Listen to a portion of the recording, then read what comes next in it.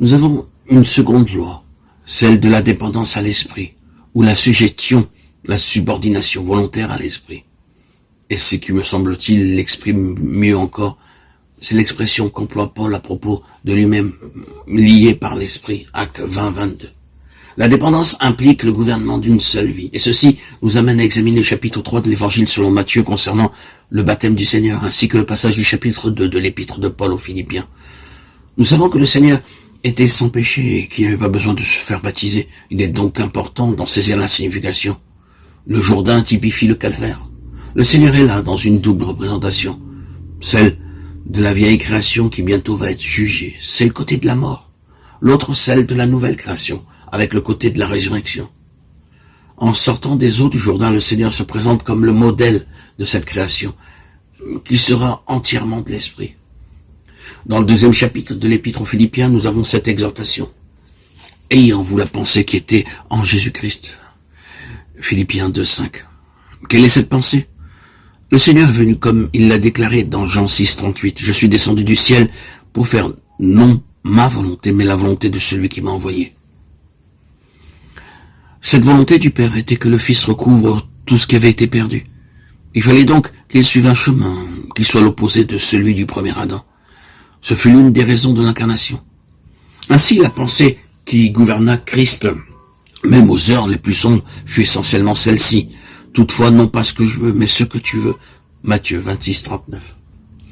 Bien qu'il ne cessa jamais d'être Dieu, il ne considéra pas sa condition et accepta délibérément celle d'esclave, étant dans la situation d'un vrai homme. Il ne pouvait recouvrer les pertes causées par la chute et ramener l'homme à Dieu, qu'en demeurant dans la complète et totale dépendance de l'esprit. Chez notre Seigneur, le Dieu homme régnait une harmonie parfaite entre son esprit, son âme et son corps. Étant un avec le Père, la volonté du Fils était toujours au diapason de celle du Père, car Christ aimait cette volonté. Je fais toujours ce qui lui est agréable. Jean 8,29. Ainsi, après avoir considéré quelque peu le modèle parfait, quel but Dieu veut-il atteindre par l'enseignement de ce baptême et de cette déclaration de Paul en Philippiens 2,5? Le baptême est le témoignage extérieur d'une vérité spirituelle. Lorsque nous nous identifions par la simple foi dans la mort de Christ comme étant mort à notre vieil homme, cela signifie que nous reconnaissons et attestons que le gouvernement de notre vie propre, celle de notre moi, a été brisé et que maintenant, unis à Christ par la foi, nous sommes un avec lui dans la résurrection et vivons pour lui, en lui et par lui. Et qu'il est mort pour tous, afin que ceux qui vivent ne vivent plus pour eux-mêmes, mais pour celui qui est mort et ressuscité pour eux.